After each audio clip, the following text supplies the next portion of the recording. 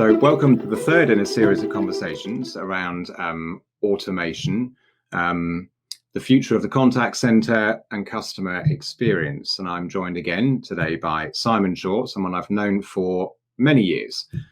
Simon, pleased to talk to you again. Let's have a quick introduction. Yeah, hi Paul, good to see you again. I'm working with IBM in our IX team, which is all about sort of digital experience and strategy. And I lead our contact center and customer service operations across EMEA. And yeah, it's been great to see you again, because as you said, we worked together on a couple of projects a number of years ago. So good to hear what you're up to at the moment as well.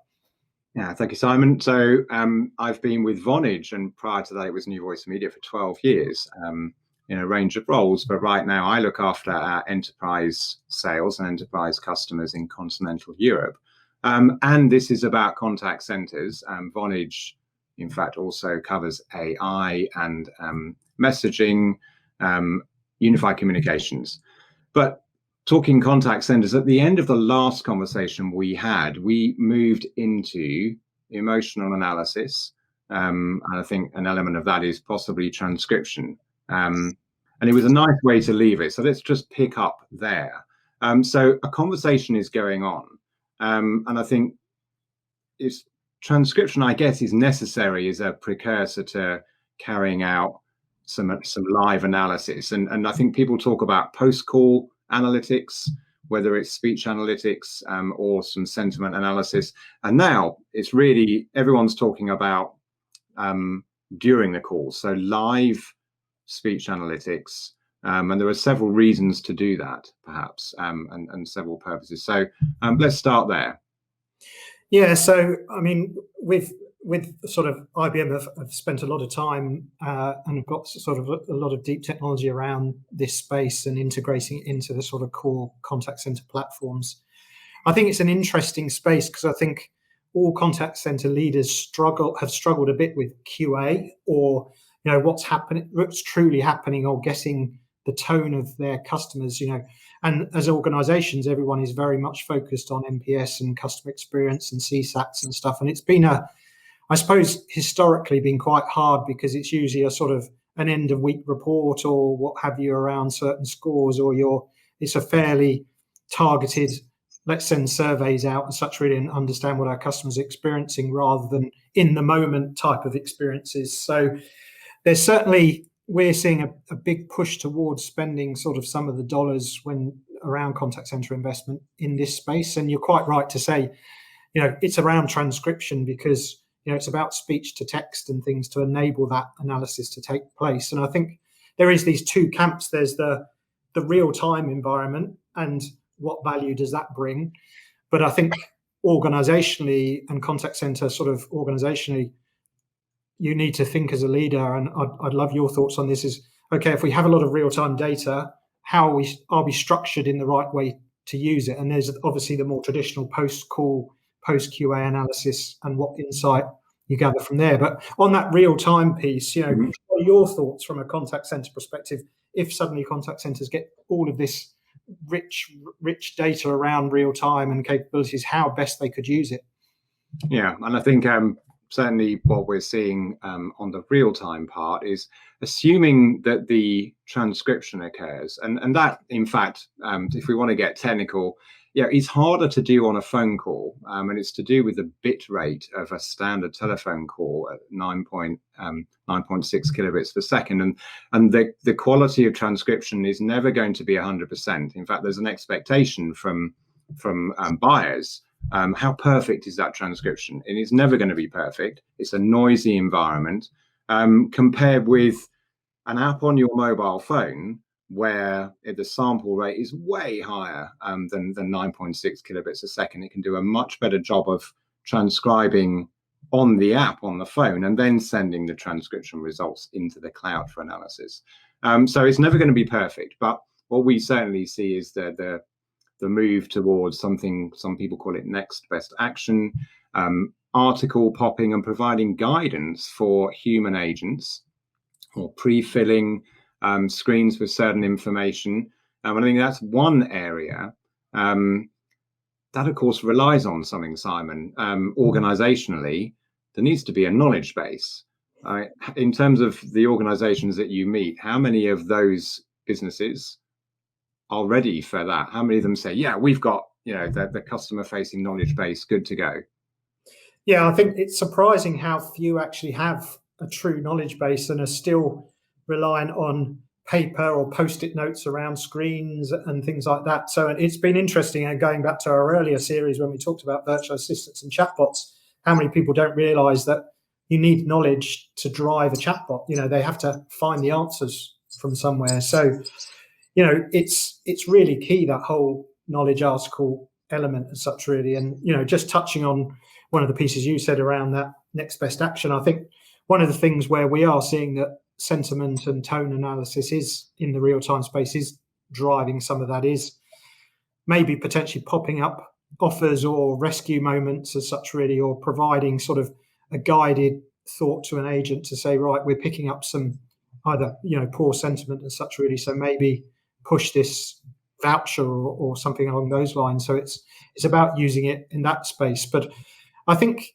the knowledge article piece is really interesting, and it goes back to the previous statement I made about real-time Q&A as well. Is structurally, as an organization, have we got the right roles within a contact center to do this type of piece, whether that's the conversational analyst to drive the chatbots, whether it's the QA teams that need to do more real-time analysis, or it's people who are sitting there building those knowledge bases, and what's the continuous improvement cycle around knowledge if it's missing. So there's probably a broader conversation around the structure of a contact center. And so, yeah, Paul, I'd like to get your thoughts from a point. Let's assume they've got a knowledge base, where can it be used? And then I suppose on the other side, from a sort of the supervisory perspective, how best could the supervisor role use this sort of technology to sort of improve the way they manage their teams and ultimately manage the customer experience? So I think that supervisor piece is absolutely an aspect. But in terms of the knowledge base, your first question, we work with a lot of e-commerce organizations, or rather organizations who are retailers who have an e-commerce arm. And on an e-commerce channel, when their consumers are on the web, there's a ton of knowledge articles in those organizations. And I think they're leading the way. And if they haven't done it already, really primed for the ability to pop articles, relevant articles to agents. But I think on the role part and on the supervisors, imagine this is your challenge, Simon. You're a supervisor. You've got a team of 15 agents right now who are perhaps on different channels, but a number of them are going to be on the phone.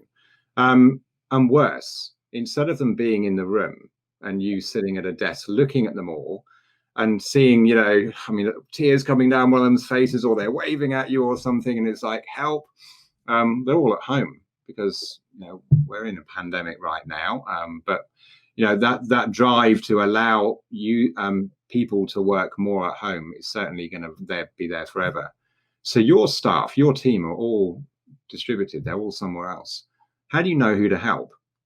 And I think, technology that's available today to real-time analyze a voice call based on transcribing the call and then carrying out emotional analysis on either the written word, the transcription, because they're using certain phrases, or some form of, and I'd love to hear your thoughts on the state of the art on tonal analysis for emotional analysis. But imagine you've got a dashboard in front of you with all the calls running and a health indicator. And one of the conversations that's going on is gone red, and that particular team member for you is probably having a problem. Now you can listen in at a click. You could maybe whisper coach, or you can do what's called barging in and take over if you think the agent is in trouble. I mean, to me, that's a fabulous use of present day available technology. But that's I've seen it based on transcription and looking at the words used. But what about tonal analysis and detecting when people are shouting rather than just using certain words? Yeah, I think, certainly the technology that we have in place, I'm sure that you've seen as well, that tone analysis is becoming more important now. I mean, it's interesting whether the tone analysis is more on the voice channel or the sort of the digital channels when, picking up those frustrations, because you'd hope that most human agents could understand when someone is getting frustrated. But I think, to your point, going back to that supervisor role, I think it's becoming more and more, and it already was, that they're coaches and enablers of their teams to be successful. And as you quite rightly said, COVID has made that harder, but probably accelerated a role change that was taking place anyway, because they need to have this holistic view of everything that's happening across their portfolio of teams as such. And as you said, you almost envisage them as being sort of a conductor of an orchestra of their team members, and seeing who's keeping up the time as such, really like that, but not from an old stick perspective. It's very much that now, the carrot and coaching and softer guidance. And as you said, I mean, even the term barging in seems quite aggressive, but that's the old term of a barge. But now it's more sort of probably a bit of a providing nudges and guidance as such, really like that. But I think, again, that technology landscape is really important to go, how do we as technologists enable our customers to have that replica of what it used to be, to have a supervisor who could almost put their arms around their team in their call center, but now wants to do that same type of activity, even if their teams may be geographically dispersed, not only within one country, but could be all over the globe.